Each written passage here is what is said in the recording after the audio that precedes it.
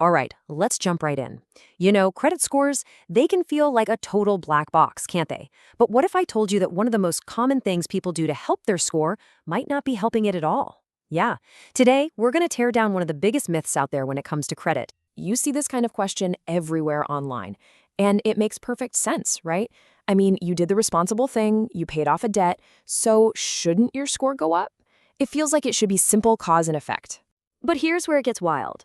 For most FICO scores, the ones that lenders actually use, the answer is 0 points. That's right, paying off that collection gives you a big fat zero, no increase. I know, it sounds completely backward, but stick with me because this is the key to everything we're going to talk about. So yeah, this is the big myth we're busting. Because once you understand why this happens, that's when you unlock the secrets to actually making your score go up. Okay, so here's the heart of it. With most of these FICO models, the damage is done the second that collection hits your report. Think of it like a scar. The scoring formula sees the presence of that collection as the negative thing. It doesn't really care if you put a paid Band-Aid on it later. The scar itself is still there. And yeah, that's the big question, isn't it? If my score doesn't go up, then what's the point? And I get it, that's super frustrating. But trust me, there are still good reasons to pay it off. And, more importantly, there are way, way better places to put your energy if you want to see that score climb. So, to figure this all out, we've got to look under the hood. Your credit score isn't just some random number. Nope, it's a formula. And it's built on 5 and only 5 key things. Let's break them down. Here it is. This is the whole game plan. Your FICO score is all about these 5 pillars. Now look closely. What's not on that list? There's no slice of the pie for paid off a collection, is there? That's because the collection itself is a negative mark on your payment history, and paying it doesn't just make that history disappear. And get this, a whopping 65% of your entire score comes from just 2 things, payment history and amounts owed. That's it, 65%. This is where the action is. If you want to make a real impact and fast, this is where you focus. So let's talk about that amounts owed piece for a second. The big deal here is something called credit utilization. It sounds complicated, but it's not. It's just the percentage of your available credit that you're currently using. So in this example, you've got about 19,000 in credit limits, and you've used about 4,400. That puts you at 23%. Now, the old rule of thumb was to keep it under 30%, but honestly, the best scores are usually under 10%. With utilization, the lower you can get it, the better. Period. Okay, so let's circle back. If the main FICO score, FICO 8, doesn't give you points, then why do you hear all these stories from people who swear their score shot up when they paid off a collection? Well, here's the thing. They're not lying. Their score probably did go up, but it wasn't for the reason they think. That score bump almost always happens for one of 4 reasons. First off, best case, they got what's called a pay for delete, where the collection gets totally wiped from the report. Awesome, but rare. Second, they might be looking at a totally different scoring model. Third, maybe the collection just got old enough that the algorithm started treating it differently.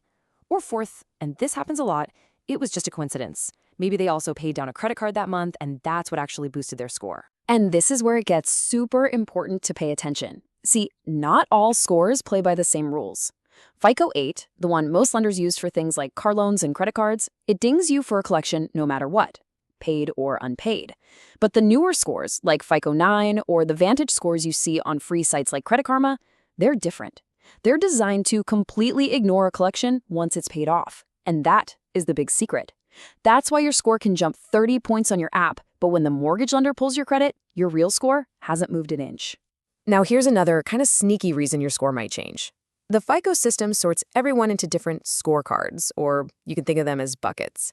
When you get a new collection, you get dropped into a bucket with other people who have recent negative marks.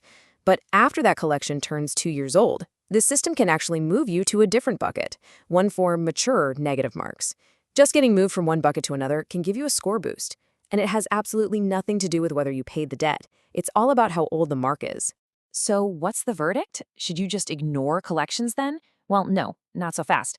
Even if paying it doesn't help your score, remember that sometimes a real person is looking at your report. Think about a mortgage underwriter or landlord. When they look at your file, a paid collection looks a heck of a lot better than an unpaid one. It shows you eventually made good on your debt. So yeah, sometimes the overall look of your profile is just as important as the 3-digit number. All right, so we've busted the myth. Now let's get to the good stuff. building a real strategy.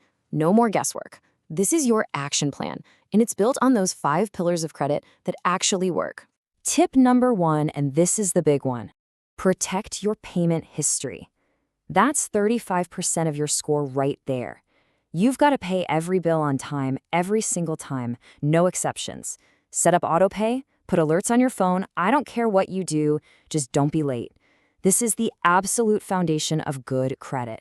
Okay, tip number 2. Let's attack that other huge piece of the pie, the amounts owed category. Your mission here is simple. Get that credit utilization as low as you possibly can. Pay down the cards with the highest balances first. And hey, here's a little hack for you. Most credit card companies report your balance to the bureaus on your statement closing date. So if you make a payment before that date, you can make your reported balance look lower, which can give you a nice little score boost. All right, now for the other 3 factors, which make up the last 35%. These are pretty straightforward. For length of history, just don't close your oldest credit cards. That history is valuable. For new credit, just be cool. Only apply for new stuff when you actually need it. And for credit mix, honestly, don't sweat it. This just happens on its own over time. Yeah, that credit mix we mentioned, that's just having different types of loans, like a car loan and a credit card, or maybe a mortgage one day. It shows lenders you can handle your business. But again, you don't need to go out and get a loan just for the sake of it. This part really does take care of itself as your life evolves. All right, let's wrap this up. It's funny, we started with a really simple question. What happens when I pay a collection? And we ended up with a full-blown guide on how credit scores really work.